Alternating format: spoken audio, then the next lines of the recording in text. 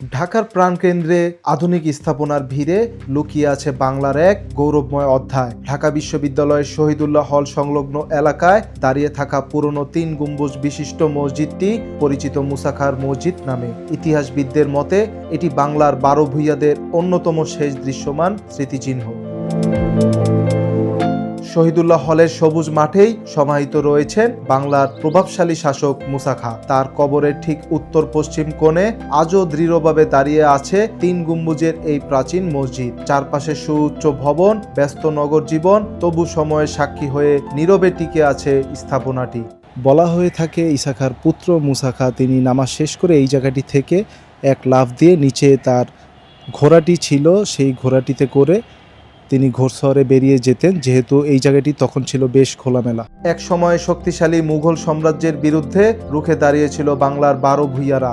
স্বাধীন শাসনের সেই অধ্যায়ে মুসা খাঁ ছিলেন অন্যতম নেতৃত্বদানকারী শক্তি। তার কবর ও এই মসজিদ কেবল ইট পাথরের নির্মাণ নয়, এগুলো বাংলার প্রতিরোধ, স্বাধীন চেতনা, মানসিকতা ও গৌরবের প্রতীক।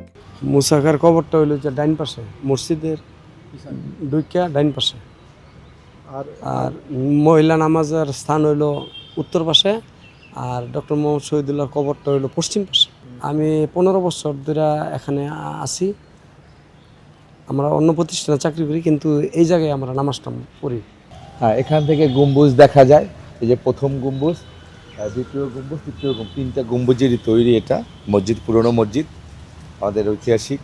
স্থানীয়দের দাবি, যথাযথ সংরক্ষণ ও পরিচর্যা না হলে ইতিহাসের এই নিদর্শন একদিন হারিয়ে যেতে পারে। এটা মুসা খাঁ মসজিদ, এটার পাশে আছে ডক্টর মোহাম্মদ শহীদুল্লাহর কবর ও মুসা খাঁর কবর। এই কবরস্থান এটা আছে 350 বছর। আমরা এখানে আসি, অনেক চালক আসে এখানে, মানে খুব সুন্দর লাগে, নামাজ পড়তে খুব শান্তি। ইতিহাস কখনো হারায় না যদি তাকে যত্নে রাখা যায়। ঢাকা বিশ্ববিদ্যালয়ের এই নিভৃত কোণে দাঁড়িয়ে থাকা মুসা খাঁর মসজিদ আজও মনে করিয়ে দেয় বাংলার স্বাধীনতা ও প্রতিরোধের অনিঃশেষ কাহিনী। রাখিউল রানা, জাগো নিউজ, ঢাকা।